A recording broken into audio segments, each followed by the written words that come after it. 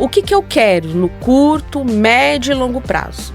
E qual a conta que ele faz para poder saber se ele pede um empréstimo ou se ele faz o deságio? As fórmulas de bolo é um começo, mas depois se aprimora. Então você tem alguma estratégia que consiga facilitar a vida da gente para poder anotar? Você quer a bala de prata? Essa.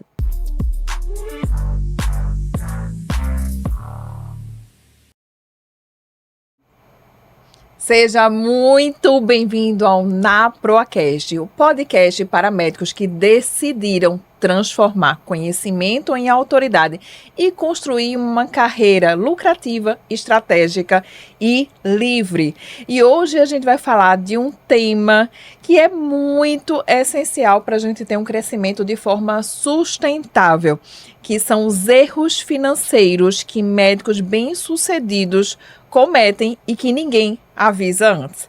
A gente vai falar sobre diversificação de carteira, como abrir PJ e reinvestir no consultório, sobre um crescimento que é sustentável e um dos grandes erros que uma ilusão equivocada que a gente pensa quando a gente cresce é que o crescimento ele não é linear. A gente vai falar sobre isso. A gente acha que é uma curva ascendente, mas existe um platô, existe uma consolidação da base e a gente ter essa ilusão de que a gente trabalhar mais, ganhar mais, investir mais, vai fazer com que esse crescimento seja exponencial. Isso pode ser um grande equívoco. E para essa conversa de hoje, eu recebo uma pessoa de alto nível, porque no podcast a gente só traz convidados de alto nível, que é Elisete Carvalho. Ela é economista com quase 30 anos de mercado financeiro, passagens pelo Bank Boston,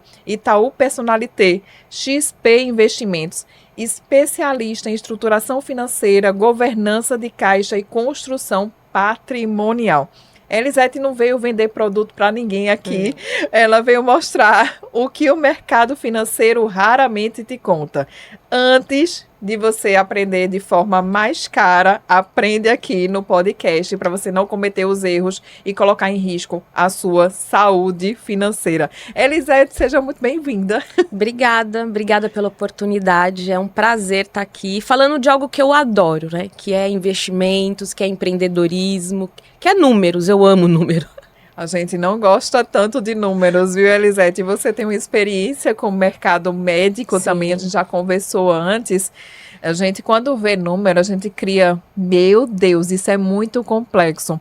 Talvez pela nossa criação, talvez pela forma como é posta para a gente, e com uma linguagem que não é tão acessível para a gente, mas eu quero que você coloque de forma estruturada. Quando que você vê um médico que recebe bem, ele investe. Então, vamos imaginar esse cenário. Ele recebe bem, ele está lá, tem um faturamento bom, não necessariamente um lucro. Ele quer investir. E a gente estava falando sobre receita de bolo. Sim. A pergunta que muitos podem fazer é dizer assim: qual é o investimento que eu vou ganhar mais? Isso. Conta sobre esse erro. Eu fico até arrepiada quando o médico chega para mim e fala assim: Elisete, o que está rendendo mais? Na hora, eu imagino aquele desenho do Tom e Jerry. Lembra? Uhum. Quando o Tom ficava correndo atrás do Jerry e nunca pegava? Ele fazia 1000 planos, mas nunca pegava. É isso que acontece quando você pensa em investir no que rende mais. O que rende mais hoje não vai necessariamente render mais amanhã, nem depois de amanhã. Como é que eu gosto de pensar em investimento? A gente tem que sempre pensar na linha. O que eu quero no curto, médio e longo prazo? Então, no curto prazo, eu tenho uma viagem de final de ano, né? Vou passar as férias em outro estado, em outro país. A própria reserva de emergência, né? Ou de oportunidades. Então, eu preciso de liquidez. Depois, médio prazo, daqui a 1 ano, daqui a 2 anos, o que eu pretendo fazer? Trocar o carro, reformar a casa. Longo prazo, né? Os filhos na faculdade, a aposentadoria. Então, para cada período, a gente vai ter um tipo de produto. Então, é melhor você pensar em montantes. Olha, para o meu curto prazo, eu preciso de 100 mil reais, por exemplo.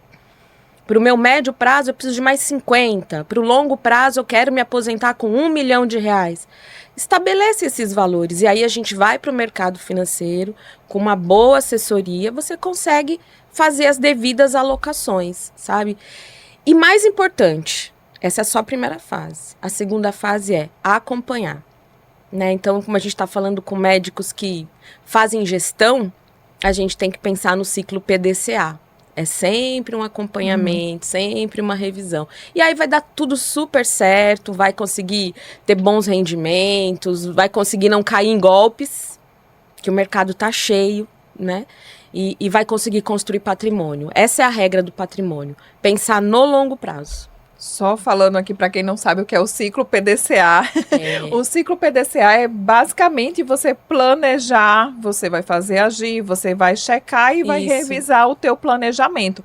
É como a gente faz com o paciente. A gente vai fazer o diagnóstico, a gente vai elaborar o plano de ação e a gente vai revisar o plano de ação para ver se dá certo e ajusta a rota. Por isso que a gente está aqui na ProAcast, porque você vai ajustando a rota da sua carreira, da sua vida financeira e de acordo com o que faz sentido para você. Por isso, Elisete, quando a gente fala dessa história, o que é que vai render mais? É uma pergunta muito simplista, porque vai depender muito de cada pessoa. É diferente uma pessoa de 60 anos procurar você e uma que está com 20 anos, que não tem uma obrigação, responsabilidades familiares. É muito que já tem uma certa... Pode até cometer alguns riscos, dependendo do tipo de investimento. Por exemplo, o meu filho tem 19 anos. Ele gosta do Luiz Barsi, que é especialista em ações. Eu digo, ele é um dos grandes assim, nomes mundiais em termos de ações. Aí ele disse que é um investidor um pouco mais ousado, meu filho, porque ele tem condições, ele não tem grandes reservas, dinheiro, digamos assim, mensal, mas ele é desse perfil, de arriscar um pouco mais. Mas tudo bem, ele não tem uma família para poder sustentar. E para a gente poder falar sobre os investimentos, Elisete, o que é que o médico deve olhar? Além da a gente fazer o planejamento no curto, no médio, no longo prazo. O curto prazo a gente tem a reserva financeira. Isso. O que é que você recomenda de período? É de 3 a 6 meses dos seus custos fixos. Explica para o pessoal da reserva financeira o que é importante. Quando a gente pensa em reserva financeira, a literatura um dia já falou em 6 meses. Mas a gente passou por uma pandemia. Então, eu tive clientes que levaram quase 2 anos para se recuperar de tudo que aconteceu na pandemia. Porque só de comércio fechado, não poder atender, foram mais de 6 meses. Aí depois teve a retomada, depois fechou. Então, hoje, pelo menos 1 ano. Então, a gente tem que pensar em pelo menos 1 ano das nossas despesas fixas ali, guardadinha, em produtos de liquidez máxima, como Tesouro Direto, como um CDB com liquidez, sabe? Usando como taxa a Selic, pós-fixado, sem grandes riscos, rende menos, mas você fica tranquilo de que ele vai ter valorização, sabe? Então, é essa a ideia, para reserva de emergência ou oportunidades. Eu gosto muito mais de usar oportunidades, porque quando eu estou me especializando em economia comportamental, a gente ativa um gatilho de emergência, muitas vezes tapa o ouvido para essa palavra, emergência. É como se a gente nunca fosse passar por nada, sabe? O nosso cérebro quer nos proteger, né? Pois é. Essa semana o ar-condicionado do meu carro quebrou. A brincadeira custou R$5.000. Nossa. Sabe? Então, assim, mas eu tenho uma reserva para momentos como esse, né? Não, na verdade, eu nem precisei usar porque cabe no meu fluxo de caixa. Eu consigo parcelar e pagar, tranquilo. Não tinha desconto, que é uma outra conta que eu peço muito para fazer. Qual o desconto? Se pagar à vista, qual o desconto? Então, fiz as contas, valia a pena passar no cartão, parcelei, tá no meu fluxo, tá tudo bem, não mexi na minha reserva de emergência. Mas ou oportunidades, por exemplo, um cliente agora foi convidado a comprar uma clínica popular. 2 unidades de uma clínica popular. Como ele não tinha liquidez, Ele é bem insistente, ele gosta de coisas mais longas, ele não tinha liquidez. Ele teve duas opções. Ou ele sacava aquilo que ele aplicou, que estava lá guardadinho, sem liquidez, com deságio, ou seja, um prejuízo, ou fazia um empréstimo.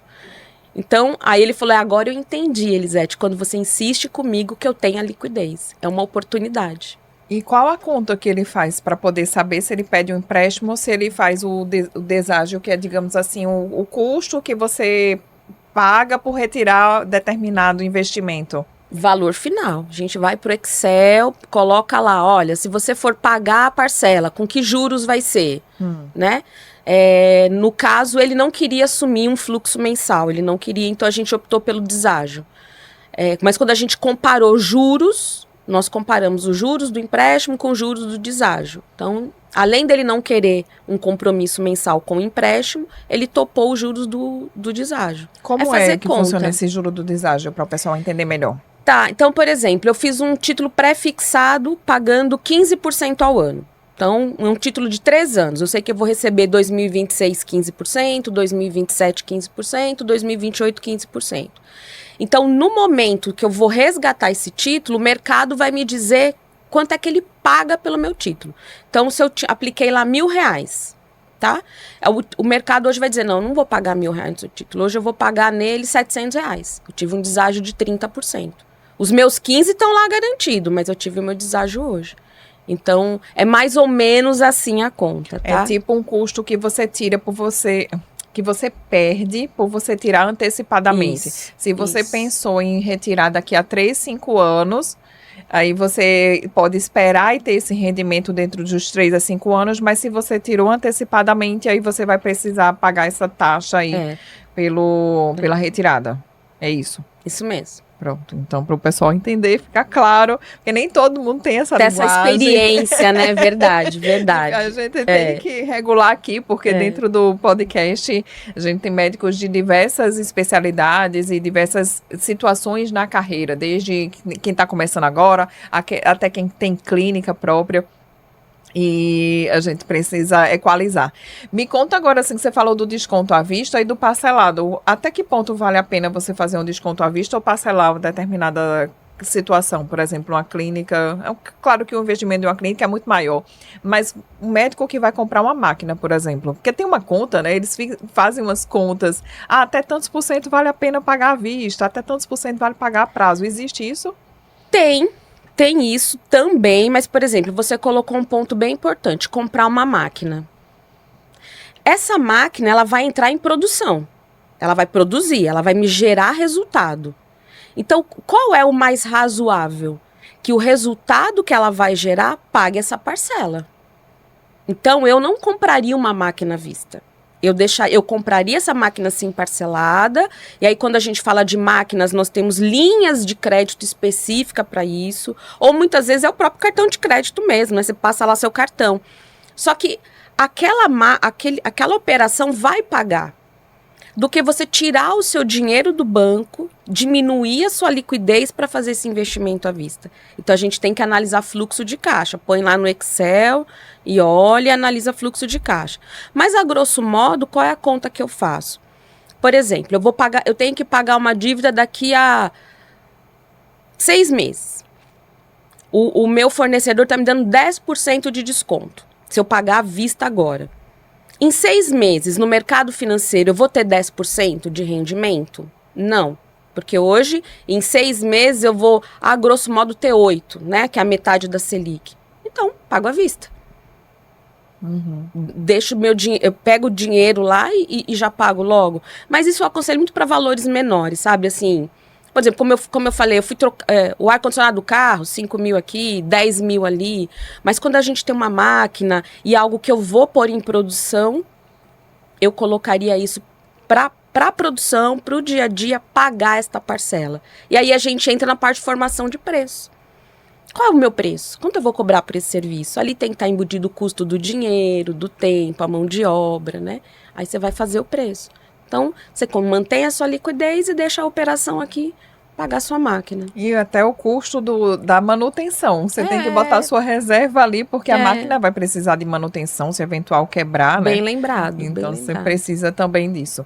Existe algum perfil de médico específico que cai na armadilha dessa questão de... eu vou pegar o investimento que está rendendo mais, deixa lá e não olha mais. Ou seja, você colocou e diz, estou tranquilo. Existe... Muito. Tem algum perfil que você identifica desse médico? Que gosta de deixar são mais as médicas. As médicas. As médicas, elas são mais... elas gostam de montar a carteira e deixar. O homem, ele é mais ansioso, agitado, tá sempre revendo. E isso é um problema também, tá? Então, não é que um é melhor que o outro, né? Mas, por exemplo, o homem, ele muda muito de investimento, ele pula muito. Então, ele tira de um, ele saca, ele faz de novo, porque ele tá sempre buscando a melhor rentabilidade. A mulher, quando ela chega para investir, então vamos lá, eu vou investir agora, eu vou pegar um investimento que me paga 15% ao ano. Ela põe, fica e nunca mais olha. E deixa lá. Você tem que ligar e avisar, olha, seu investimento vai vencer. Ela não pensa em rever a posição, sabe? Pode ser que exista uma possibilidade, mas ela não pensa. O homem, ele é mais agitado, ele quer mudar, não, tira desse, põe naquele, olha o outro. Mas é a médica que é mais conservadora, assim, Gui. Põe e deixa. E antigamente existia uma história de você precisar se pagar primeiro, ou seja, investir uma parte do seu salário para depois você pagar as contas. Ainda existe essa conta? Ela é ideal. Ela é ideal. Um percentual existe que era 30%, 10% do seu salário? Sim, é o ideal. Então vamos pensar o seguinte, o ideal é que a partir de 10% você poupe. Por quê? Você já tira esse investimento da frente, vai deixar, né, o juros sobre juros agir. Quando você começou o podcast, você falou da curva exponencial. Essa é a única curva que a gente tem que aproveitar, é a do investimento. Põe lá e deixa o juros composto fazer o resto. É o ideal, 10%. Só que muitas vezes, o que acontece? Se você fixa, né, na economia comportamental, a gente estuda isso. Eu fixei em 10%. Todo o resto eu gasto. Só que eu tenho margem para poupar mais e investir mais. Por isso que a gestão do dinheiro mais de perto é melhor. Ter um orçamento. Então vamos lá. Eu defini que eu vou gastar 5 mil reais com roupa por mês, né? Porque a médica, principalmente a médica, gosta de estar muito bem vestida, né? É necessário. Então, eu vou gastar 5 mil reais por mês. Ok, então eu vou ficar dentro daquele meu limite, eu vou acompanhar aquele meu limite. E a gente vê que sobra mais dinheiro. Eu tô dizendo isso porque eu acompanho alguns médicos e quando a gente adere ao orçamento, a gente começa a ser crítico. Nossa, mas 5 mil reais por mês com roupa é muita roupa, Elisete. Diminui isso aí, 3,5. E aí a gente vê que ao invés de 10, tá sobrando 20, 30, 40% da renda. Não preciso gastar tudo isso. Sabe? Eu tinha um médico que gastava mais de R$1.500 com iFood por mês. Ele morava sozinho, não cozinhava, tudo era o iFood. Aí o dia que a gente parou para rever a conta dele, a gente falou, bom, vamos contratar uma cozinheira, fazer as marmitas saudáveis? Ele falou que a comida tá muito mais gostosa, ele emagreceu e tá economizando quase 40% no orçamento do iFood, que hoje vai para o investimento. Então, as fórmulas de bolo é um começo, mas depois se aprimora. Vamos olhar linha a linha? O que tem aqui? Porque senão, sabe o que acontece? Eu faço de 5 a 10 reuniões por semana de planejamento financeiro. Eu pergunto assim, doutor, quanto o senhor ganha? Uns 20, 30. Tá, quanto o senhor gasta? Acho quase tudo, né? Não sobrou nada na conta. Não vê o que gasta, né? Então, começar guardando 10 é massa. Eu vou definir 20, massa. Mas depois aprimora o modelo. Deixa eu ver, no que é que eu realmente estou gastando? Faz sentido? Preciso? Será que eu não estou acumulando roupa, bijuteria, joias? As descobertas são incríveis. É muito legal de ver essa transformação. Porque a pessoa vai olhar e vai tomar consciência do que realmente precisa ou não. Não é viver assim na conta ou naquela angústia, vou deixar de ir para o restaurante. Não, mas você racionalizar o que faz sentido para você e o que não faz sentido, né? Exatamente. Eu vou te dar mais um exemplo. Eu adoro dar exemplo porque a gente materializa, né? E as pessoas gostam daqui dos exemplos. Eu tenho um cliente que ele é médico e ele adora fazer a barba. Ele tem a barba bem cerrada, ele faz a barba, faz o cabelo. Então ele começou a pagar uma assinatura de barba e cabelo. Só que nessa assinatura, né, no pacote que ele fazia, ele tinha muito mais direito a cortes de cabelo do que barba. E eu falei, essa conta não tá fechando, doutor. Bora fazer essa conta de novo. Não vale a pena o senhor ficar comprando pacote toda vez que vai lá. Porque o senhor corta o cabelo uma vez no mês. A barba o senhor faz toda semana. Compra um pacote e depois só repõe a barba. Aí ele, é mesmo, né? Aí a gente foi fazer conta, pronto. Ele tá economizando quase R$300 no mês. Nessa brincadeira, porque toda vez ele tava comprando o pacote todo. Só que ele não usa a quantidade de corte de cabelo que ele tem no pacote, sabe? E aí você vai pegando essas coisinhas, suplemento. Eu vou comprar o suplemento. Ele achava que era negócio parcelar o suplemento. Quanto tempo dura o seu suplemento? Ele, 1 mês. E pra que o senhor parcela? É mesmo, né? Não precisa. Não precisa. O senhor só parcela aquilo que dura o tempo do parcelado. E ali ele começou a entender melhor isso e começou a economizar dinheiro.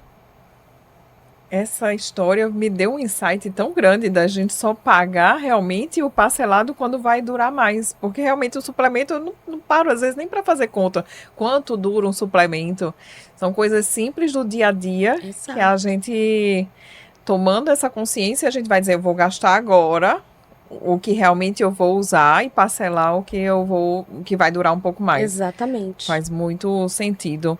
E uma das coisas interessantes que você falou é sobre essa questão de você, médico, o que é que a gente tem uma resistência? Por exemplo, da maioria dos médicos que eu vejo é de anotar os gastos. Porque não tem esse diagnóstico do seu financeiro para poder dizer onde é que eu gasto mais, onde é que eu posso enxugar, onde é que eu posso cortar. Isso. Eu tenho muita clareza do que é que a gente, da nossa economia familiar, onde é que a gente gasta.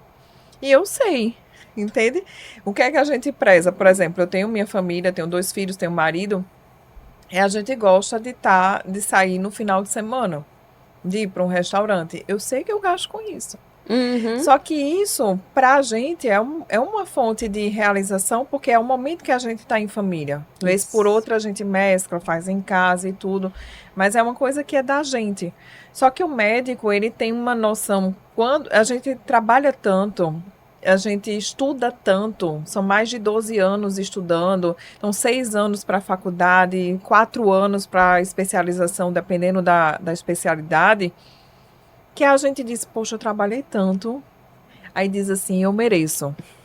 Aí vai no eu mereço foi o iFood, eu mereço é um carro, eu mereço é um apartamento. E quando você vê, você está colocando uma despesa fixa muito alta, mensal, e não tem noção, porque não vai, não mede.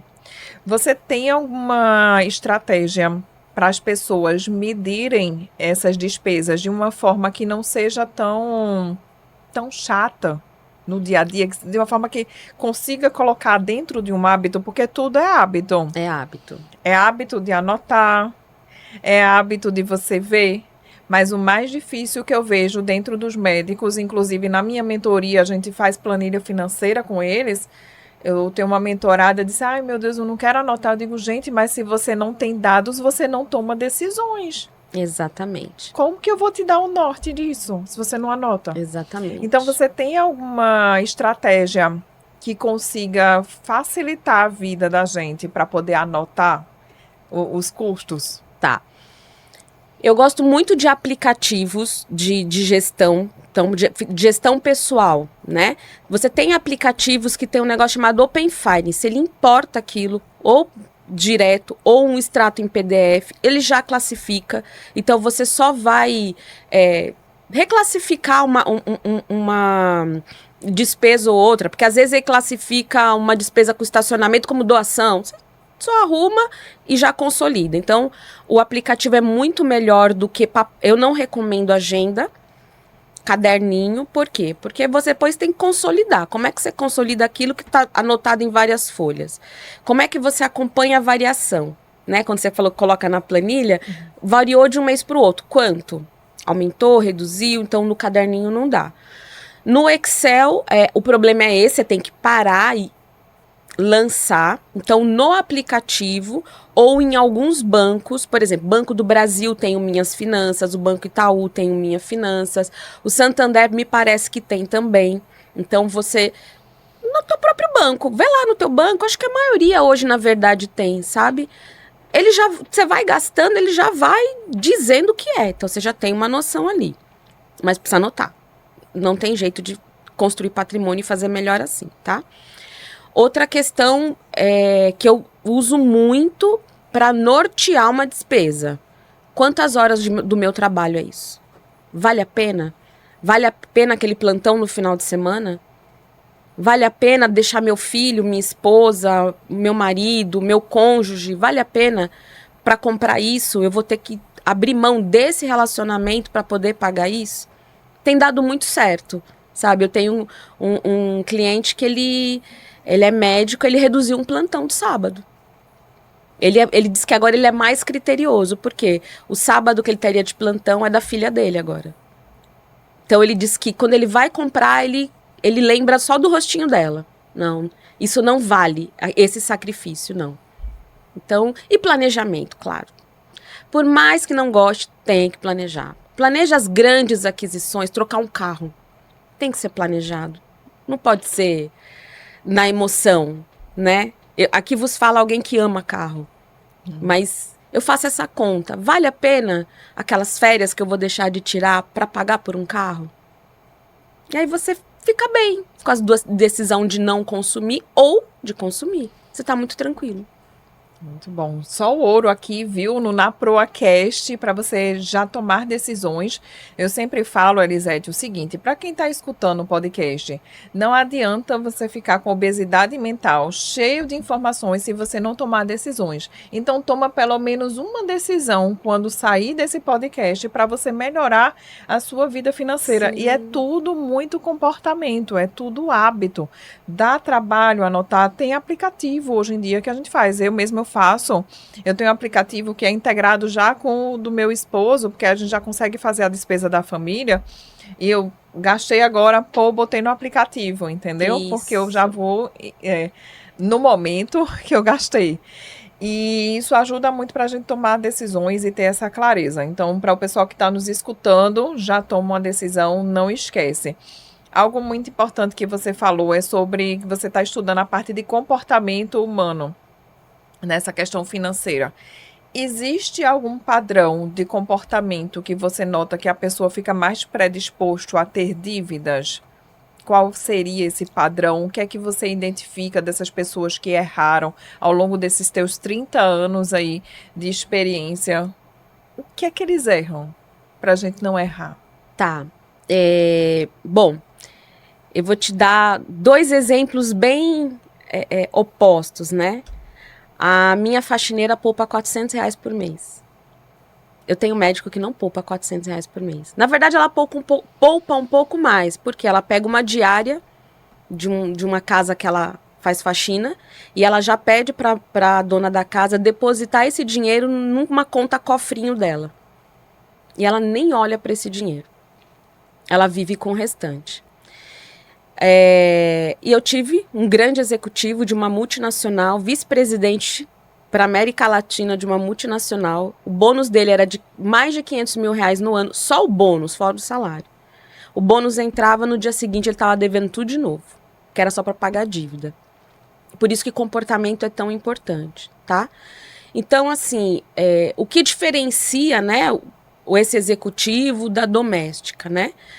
Primeiro, assim, a gente precisaria investigar questões de infância, né? Assim, porque talvez ele tenha, na época, crescido num lar com muito mais acessos. Ela cresceu na escassez, então ela não quer mais essa escassez para a vida dela, então ela tem essa preocupação. Ele sempre teve abundância, ele nunca fez conta, controle, nunca se preocupou com isso.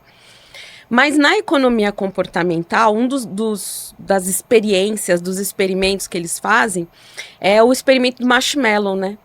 Quando ele bota o marshmallow na mesa, ele diz assim para a criança, olha, se você não comer agora, você vai ter 2 vezes esse marshmallow lá na frente. E são poucas as crianças que conseguem não comer esse marshmallow. E ao longo, né, da história, eles acompanham essas crianças, eles veem que as crianças que tiveram limite, né, foram educadas para isso, força de vontade, se desenvolveram como melhores como adultos.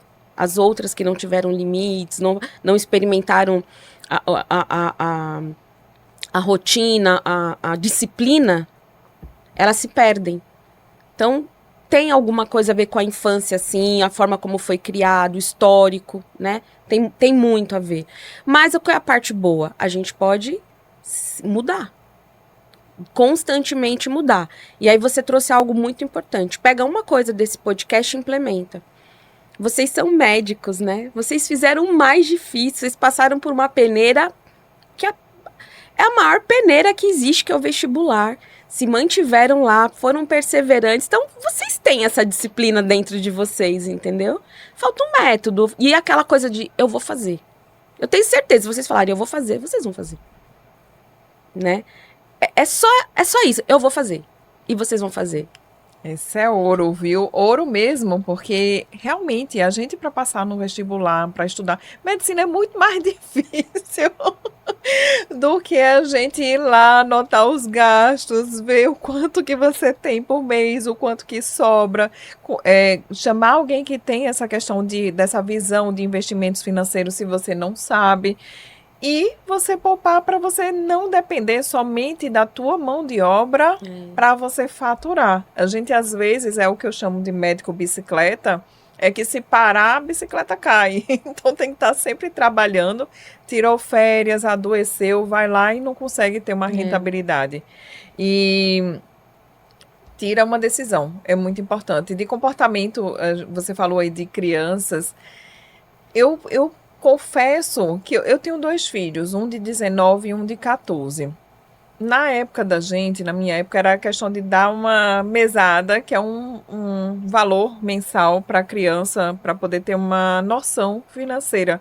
O que é que você considera, para quem tem filhos, algo que seja importante para a educação financeira deles, já desde o começo, para eles terem uma noção e se tornarem adultos mais conscientes? Eu gosto da história da mesada, da ideia da mesada, sabe? Porque na vida, e até como economista, né? A gente precisa aprender a fazer escolhas. Não dá para fazer tudo. Não dá. A gente, nem economia, a gente estuda a função. Uma função que ela topa, né? A de preferência, ela topa com a renda. Então, o que determina o meu consumo é a renda. Eu não posso consumir ilimitadamente. Então, topa ali. Então, a criança, quando ela tem a mesada, ela sabe que ela pode gastar aquilo. Ó, eu ganhei R$100 de mesada. Como é que eu vou gastar minha mesada? Eu vou guardar um pouquinho, vou comprar a figurinha, né? Que estamos na moda agora. Vou comprar figurinha.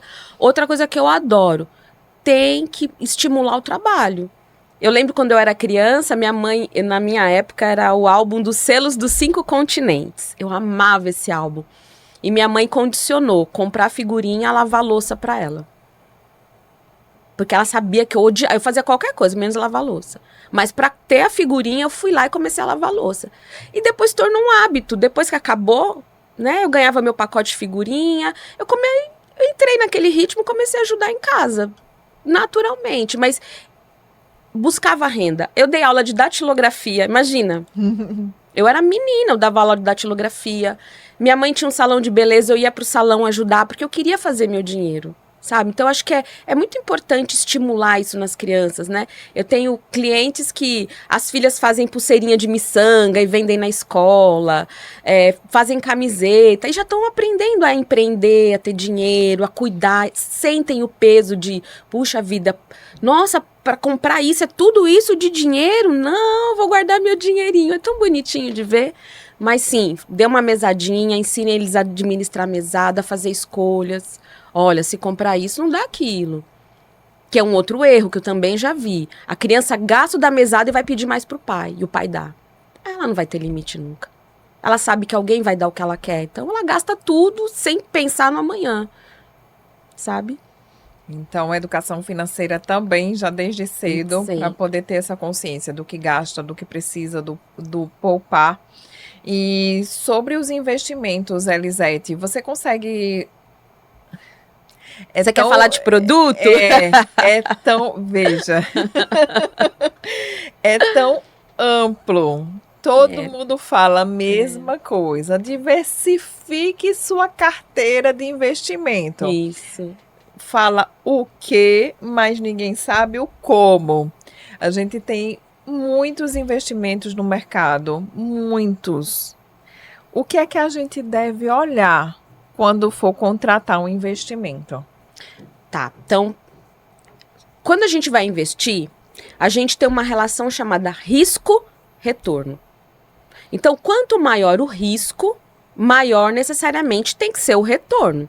Então, se você tem um investimento pagando muito, aí isso é bem importante. Pagando muito em relação a quê? O que é pagar muito? A taxa, né? O que é pagar muito? Né? Hoje, a nossa taxa de referência é a Selic e o CDI, 14,5%. Né? Nesse momento que a gente está gravando aqui, é 14,5%. Amanhã, se eu não me engano, a reunião do Copom é amanhã. Do Comitê de Política Monetária, que é quem decide a taxa básica de juros do país. Há uma grande parte do mercado que acredita que essa taxa caia, mas já existem bancos dizendo que não tem como cair essa taxa. Né? Por quê? Estamos vivendo uma guerra, essa guerra está pressionando o preço do combustível pressiona preço de distribuição, preço do produto final, inflação. E qual é a grande missão do Banco Central? Controlar a inflação, manter o poder de compra da moeda. E como é que você mantém isso? Uma das políticas é taxa de juros alta. Então esse conceito é muito importante. Foi ótimo você ter falado ouro de novo por aqui. Então, alguns investimentos são guiados pela taxa Selic, que é justamente esse reflexo, esse espelho da taxa de juros do país, Isso. Que, por consequência, é como se fosse um controle para que a inflação não vá a estratosfera, como a gente já viveu em alguns momentos na década de 80. Eu vi isso, que a moeda desvalorizava absurdamente, estava um mercado com um produto aqui, quando era daqui no dia seguinte, a gente não conseguia mais comprar, era uma loucura. Então, para você lembrar, os investimentos vão seguir essa Selic, que é esse reflexo. Esse é o custo do dinheiro. Uhum. Então, como é que eu sei se um investimento rende bem? Ele tem que ser, no mínimo, o custo do dinheiro. Então hoje vamos pensar em 14,5. Elisete, dá 1,10 mais ou menos ao mês. Eu tenho uma pessoa aqui que me disse que tem um investimento pagando 3 por mês. Por mês. É risco. Porque se o custo do dinheiro é 1,10 e alguém está pagando 3, tem risco. Que risco é esse? Aí nós vamos começar a entender que risco é esse. Aonde ele investe o meu dinheiro? Aonde vai estar investido o meu dinheiro? Sabe? Tem liquidez? Esse é um fator importantíssimo. Liquidez. Quanto maior a liquidez, menor a rentabilidade. A maior liquidez é, por exemplo, gente, é 0, 1 dia. Então, a liquidez é o tempo que você consegue resgatar o dinheiro de forma mais imediata. Isso, transformar aquele investimento em dinheiro. Isso, 30 dias, aí tem os mais de longo prazo. Isso. Por exemplo, tem muito médico adora imóvel. Eu não sei por quê. Adora imóvel. Você pode chegar nessa pauta. Não é imóvel, não é ruim, de forma alguma. Mas você está imobilizando. Quanto tempo você demora para vender um imóvel? Qual é o custo para se vender um imóvel? Né? O corretor para vender, quem vai comprar tem o ITBI, a custa cartorária. Então, tem que entrar na conta, não é só o valor do imóvel. E a gente tem uma memória inflacionária, como você bem colocou, está muito latente aqui. Aí as pessoas diziam, não, porque imóvel rendia muito. Não, era inflação mesmo. Era inflação mesmo. Então, não é todo imóvel que vai render muito. Então tem que tomar cuidado. Agora, invalida ter imóvel? De jeito nenhum. Uma das formas de alavancagem patrimonial é comprar imóvel financiado. É uma das formas de você fazer alavancagem patrimonial. Então, quando a gente pensa em investimento, o que você tem que olhar? Primeiro, liquidez. Em quanto tempo eu transformo aquele investimento em dinheiro na minha mão, na minha conta, para eu usar? Tá? Taxa. Qual é a taxa que estão me pagando? Tá muito acima da taxa base, que é a Selic, o barra CDI? Tá. Por quê? Por que tá abaixo? Tem que entender, tá? E o terceiro é o emissor. Quem é que está emitindo esse investimento? Quem é que está colocando esse investimento no mercado? Esse emissor tem um risco. A gente passou aí pelo Banco Master. Tem um risco. Que risco é esse? Né? Então, quando a gente fala em investir no tesouro direto, quem é o risco? É um risco soberano, é o país. Aí se quebrar, já era. Se quebrou, o resto já foi junto. Por isso que ele paga menos do que um título de um banco ABC, por exemplo, XYZ. Então, é isso. A gente vai olhar a liquidez, a taxa e o emissor. Quem é? Aonde eu estou colocando o meu dinheiro, né? A gente já passou aí por avestruz, boi gordo, né? Tantas coisas a gente já passou. Então, precisa entender isso antes de pôr o seu dinheiro, sabe? Entendi. E dos tipos de investimento? A gente vê o de renda fixa, renda variável, aí tem os mais ações, criptomoedas. Eu lembro da polêmica da criptomoeda que não ia dar certo e ficou. Criptomoeda ficou. Eu não acreditava em criptomoeda e meu filho investe. O meu marido também, não tanto quanto ele, mas investe. Até curso existiu, né, de criptomoeda. Conta aí sobre os padrões de investimento, considerando aquele médico que quer de curto prazo, de médio e de longo prazo. Tá. Como que é aquela história? Vou diversificar a minha carteira. Porque a máxima é essa, né? Não ponha todos os ovos na mesma cesta. A máxima é essa. E a gente fica maluco. Imagina uma escada, você subindo uma escada. Você tem vários degraus. Então, quanto mais você sobe a escada, maior é o risco. Então, para você ter uma ideia, dentro dessa escala, pensando na escada, empreender, ter um consultório, é mais arriscado do que comprar ações. Essa eu não sabia. Eu sei que a maioria, mais de 80% das clínicas quebram nos primeiros 5 anos. Isso aí... Percebe o risco?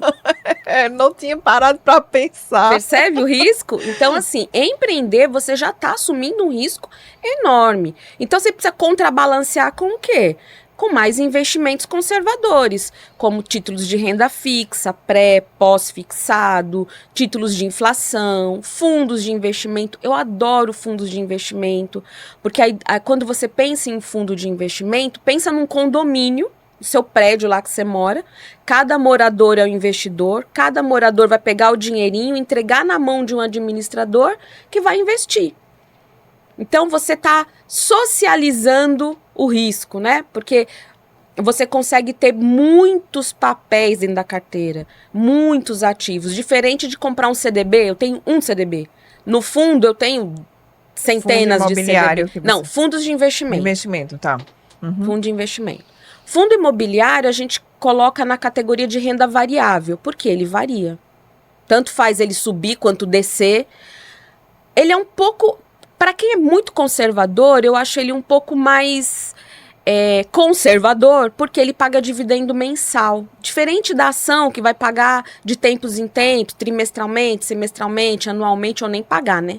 Tem papéis que não pagam dividendos, né? Ações. Então, dentro da renda variável, eu gosto muito de fundo imobiliário. Mas, para quem está acumulando patrimônio, eu prefiro... investimentos que acumulem e não paguem dividendos. Por quê? No dividendo, você tem que reinvestir o dividendo. E nesse reinvestimento, não necessariamente você pega a mesma taxa. Então, é um pouco mais complexo. Mas em todas as carteiras, eu coloco um pouco para o investidor começar a entender a dinâmica. Porque a gente só presta atenção naquilo que está acontecendo com a gente. Então, eu sempre ponho. Eu tenho uma cliente que tem 5 mil reais em fundo imobiliário. Aí ela vê caindo lá 50 reais de dividendo.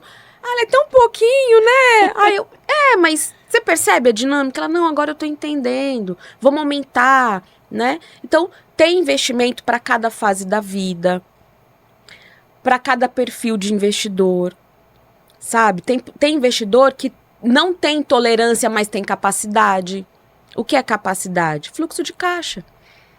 Eu não gosto, mas eu posso assumir esse risco. Tem investidor que não tem capacidade, como você bem colocou, o investidor com 60, 70 anos, ele não tem muito mais tempo para recuperar uma queda de uma bolsa.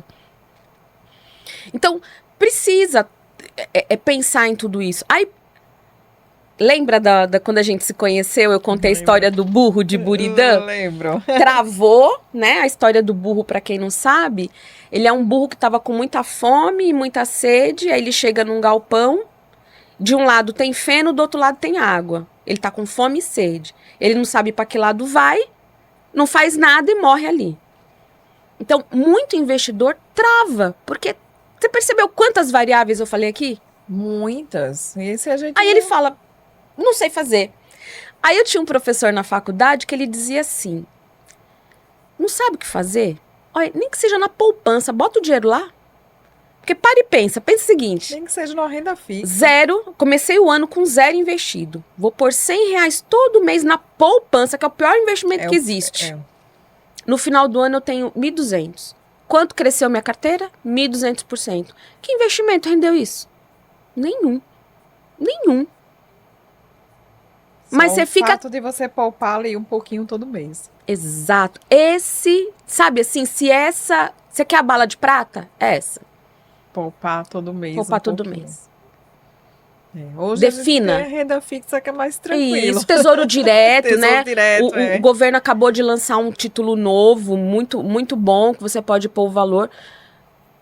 A bala de prata, a que vai te tornar rico, milionário, é investir todos os meses. Consistência, disciplina, todo mês. Igual escovar dente. Não acorda, vai escovar o dente?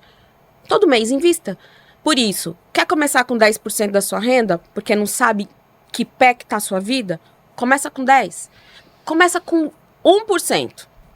Tome a ação. Aí depois se aprimora. Aprimora. Quando você vê, você tem uma fortuna acumulada. E o tempo mostra isso. Não precisa ser grandes contas. Vai lá no Excel, faz a fórmula de juros composto. Não, olha, a IA ajuda hoje, viu? Vai lá no chat GPT e pergunta para ele, olha, se eu poupar 100 reais todos os meses a uma taxa de 0,5% ao mês, em 20 anos, quanto que eu vou ter no final? Ela já vai te dar conta. A IA ajuda bastante. Sobre a questão da independência financeira, existe uma conta para isso? Agora eu estou com independência financeira, se eu parar hoje... Tua estrutura de custo. Quanto custa ser você? Aí multiplica pela quantidade de anos.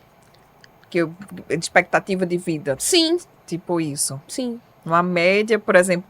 O que é que a gente vai fazer? Cálculo para a gente poder fazer uma aposentadoria, digamos assim. Com que idade eu quero me aposentar? Aposentar não. Diminuir a atividade, né? Com que idade eu quero diminuir minha atividade? E qual custo que eu tenho previsão? Porque o que é que acontece? Quando a gente envelhece, os custos podem aumentar. É plano de saúde. Eu tô passando com isso agora com o plano de saúde. Duplicou o preço. Plano de saúde, às vezes contratar alguém para um funcionário para poder ajudar nos cuidados. Ou seja, os custos podem aumentar. Então, qual seria um cálculo que é razoável para a gente pensar numa aposentadoria tranquila? Eu vou pegar um caso real. Eu tenho uma cliente que ela tem 60, acho que ela tá com 68 anos. E ela é uma mulher de hábitos muito simples, tá? Ela não gosta de coisas muito boas e tudo, mas não é gastadora, não. Hoje, o custo de vida dela, por conta de plano de saúde, porque ela, né, se cuida bastante no sentido de vai aos médicos, faz as consultas, remédio e tal. Hoje, ela gasta, em média, 12 mil reais. E ela mora sozinha. 12 mil reais. É bem elevado, viu? Considerando isso. Então, é uma pessoa que, por exemplo, mora aqui na Zona Norte do Recife, né? Assim, mas a gente vê que boa parte da população brasileira vive com muito menos que isso. Então, quanto custa ser você? Qual é o teu estilo de vida? O que você está disposto a abrir mão ou não para chegar... Aí você vai chegar na conta que você precisa, sabe? Mas, assim, eu imagino que um custo de vida, né, para um médico... Não deva ficar abaixo de 15 mil reais mês, não. Ah, fica não. Não fica abaixo de 15 mil, não. Não tem como. Inclusive com saúde, com tudo, alimentação. Aí você imagina, para você ter uma renda de 15 mil reais por mês vitalícia, você vai precisar acumular aí uma carteira de pelo menos 2 milhões de reais. Pelo menos. Tem que sentar. Se pensar só em mercado financeiro, porque ao longo da vida você vai construir renda de aluguel, você pagou INSS, né? Quer dizer, não sei se daqui a pouco a gente vai ter direito ao INSS. É melhor não contar com isso. Mas assim, pensando em mercado financeiro, você vai ter que ter uma renda de pelo menos 2 milhões de reais. Isso na carteira, que você vai diversificando. E previdência vale a pena? Vale. Colocar também numa previdência privada. Vale, muito. Porque a previdência, ela tem duas vantagens. Sucessão, porque você não entra em inventário ainda, não, né? Tem muita coisa rolando aí. E ele não tem a tal da Come-Cotas. Que é que é o Come-Cotas? É um imposto de renda que o governo cobra a cada 6 meses dos fundos de investimento. A Previdência não paga. E a redução do imposto de renda, né? Ele é regressivo, com quanto mais tempo você investir, menor é a taxa de juros. Desculpa, menor é a alíquota do imposto de renda. Então, assim, muita coisa para a gente poder se apropriar e começar. Quem não começou, primeiro, antes de começar, você precisa fazer o diagnóstico, saber o que você tem, o quanto que você pode fazer de estrutura de custo, otimizar, para depois você já separar um pouco por mês e já investir. Isso. Do ponto de vista comportamental. E do ponto de vista que você considera para a gente... a gente trabalha bastante, só que a gente precisa ter seguros, não é? Também, do ponto de vista, a gente não esquecer da parte de seguro, ou seja, vai ter que ter uma parte de investimento, uma parte de seguro, existe um percentual para cada... Não, porque seguro não é percentual, é cobertura. É um valor fixo. É um valor de acordo, então, por exemplo... Hoje em dia, você já tem seguros que a gente chama de seguros comprados, né? É um termo que a gente usa no mercado financeiro, porque é um seguro vitalício. Pronto, esse é o termo correto, é um seguro vitalício. Então, o que acontece nesse seguro? Quanto mais cedo você começar, ele é mais barato. Então, ele vai considerar sua idade atual, né? Quanto mais velho você tiver, mais propensão a doenças. Então, tudo se encarece o seguro. Então, fazer o seguro de vida o quanto antes é importante. Aí é planejamento, né? O seguro de renda. Eu tenho uma cliente que é dentista que passou 6 meses com tendinite. E nesses 6 meses, o seguro pagou a renda dela. Então, aquilo que você falou logo no início. Fica sem trabalhar, fica sem renda. Você tem seguro para isso. Então, o seguro faz parte do seu planejamento.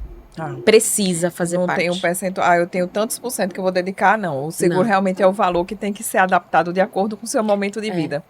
É isso mesmo que a gente faz, que eu tenho, né, seguro, do ponto de vista... E aí tem vários tipos de seguro, inclusive a gente já gravou um podcast sobre esse assunto. E a gente está perto de encerrar. Eu quero que você fale de um conceito que eu só vim perceber quando eu fui fazer... A gente sempre faz a gestão de dados do consultório. Eu tenho 2 empresas, a do consultório e a do digital. A do digital é justamente para os cursos e mentorias médicas que eu tenho. E a do consultório é outra empresa. Então, são 2 empresas, 2 CNPJs diferentes. Algo que eu fui olhar nos dados é que não existe uma linha reta de crescimento. Houve crescimento, sim, nas 2 empresas, só que em alguns momentos a gente observa uma queda, depois sobe. Claro que a gente tem que olhar, determinados meses existe a questão da sazonalidade, que a gente, ai meu Deus, esse mês caiu, mas espera, é sazonalidade? É do mês mesmo? Aconteceu algum evento adverso para poder ter uma queda?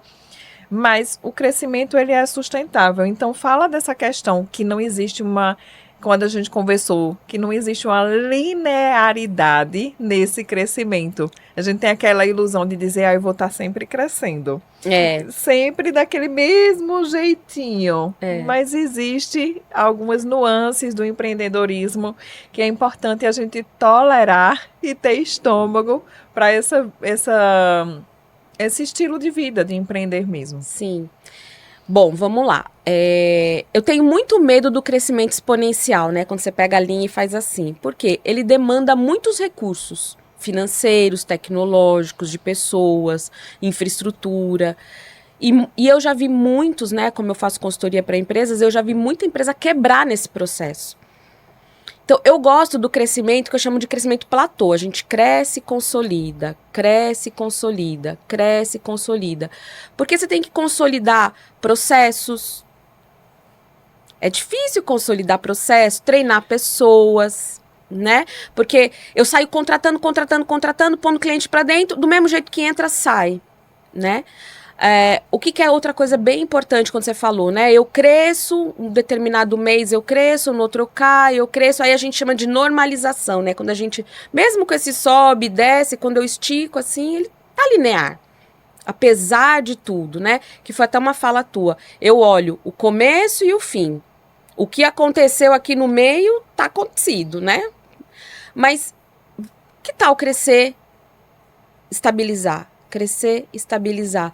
Você vai ver que é muito mais tranquilo, o planejamento é muito mais fácil, né? E você chega num resultado que agrega muito valor. Porque a tua empresa, ela não é só faturamento, ela é margem. Receita, menos despesas, meu lucro.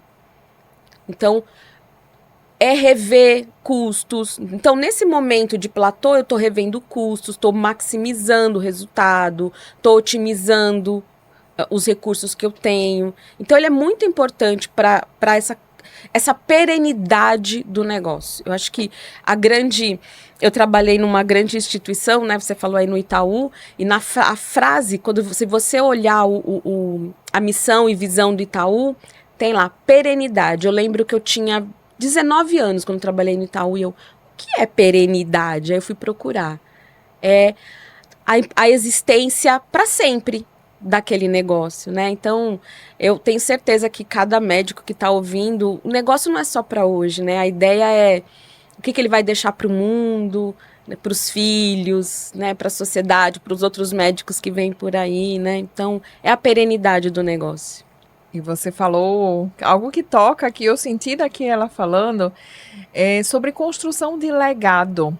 E quando a gente quer empreender, a gente que é médico, a gente fica numa ansiedade por resultado rápido. Por quê? Porque a gente está acostumado a ser muito bom no que a gente faz. É muito bom na escola, muito bom na faculdade, muito bom em tudo que se propõe.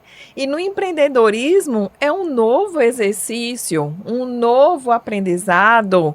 E a gente precisa ter paciência e estômago, porque empreender não é do dia para a noite. Não. Como você falou, o crescimento exponencial demais, quem vai sustentar a estrutura que você construiu? Você tem que ter uma fundação muito sólida para você sustentar aquele lucro que você obteve, porque é funcionário, é recurso humano, são processos, treinamento, e tudo isso faz parte do trabalho. Exatamente. Tem gente que diz, eu não quero estar treinando, então não dá para empreender. Não dá para empreender, de jeito nenhum. Lidar com pessoas é o dia todo treinando. É repetindo. Fulano, vem cá, vamos ver. E saber ser líder. Importantíssimo. Líder de si, líder do outro, né? Isso, ter o espaço, ter limites para cada pessoa, para você e para o outro também. Esse é um grande aprendizado. Eu digo que o empreendedorismo, para mim, ele é encantador. Porque a gente consegue ter uma certa... Quando a gente faz bem feito, as coisas acontecem. por mais que existem empresas que quebrem, por mais que existem baixas, mas a gente consegue ver resultado fazendo, sabe? Então não é algo tão... Pelo menos eu tenho um consultório desde 2014, o digital já desde 2021, e a gente consegue ser próspero empreendendo do jeito certo. E Elisete, o nosso papo está chegando ao final, e você colocou vários aprendizados aqui para as pessoas. O que eu digo para quem nos escutou até agora é que pega um aprendizado, aprofunda, toma decisões. Não dá para em 1 hora de podcast você saber de tudo, porque gestão é uma construção. Né? Aí 30 anos, décadas pois é. aprendendo gestão, e não é em 1 hora que você vai estar aprendendo. Então, humildade sempre. E se você pudesse, a gente está chegando ao final, se você pudesse deixar uma mensagem para o médico que está nos escutando, algum conselho ou algum livro, algo que ele possa implementar a partir de hoje. Tá, vamos lá. Eu retomo o livro que todo mundo diz para mim, eu já li, então leia de novo, Pai Rico, Pai Pobre. Porque ele fala muito desse conceito do que é ativo, do que é passivo. Ele ensina a pensar o dinheiro. Né? Então, ele é muito importante. Se leu, leia de novo. Precisa ler de novo, sabe? E comece hoje a construir a tua riqueza, a tua liberdade.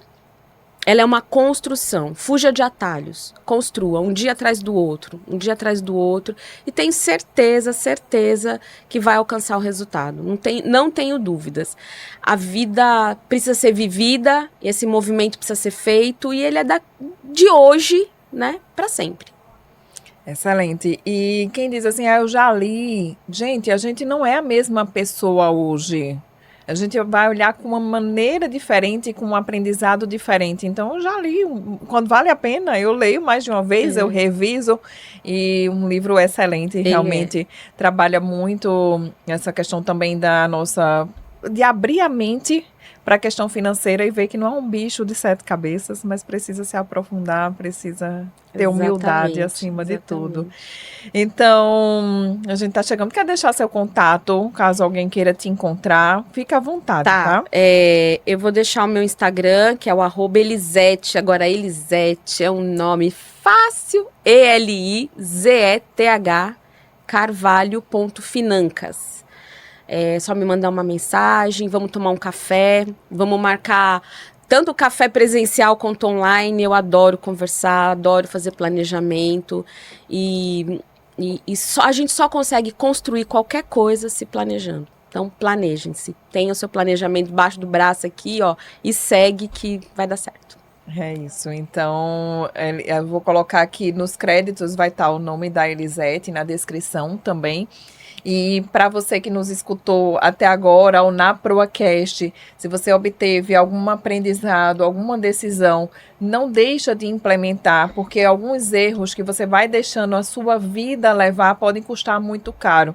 Eu tenho uma frase que eu levo para a minha vida, que é: quem trabalha demais não tem tempo para ganhar dinheiro. Ou seja, se você vive o tempo inteiro trabalhando e não olha para o seu negócio, você não vai ter tempo de ganhar dinheiro. Então, que você tome boas decisões.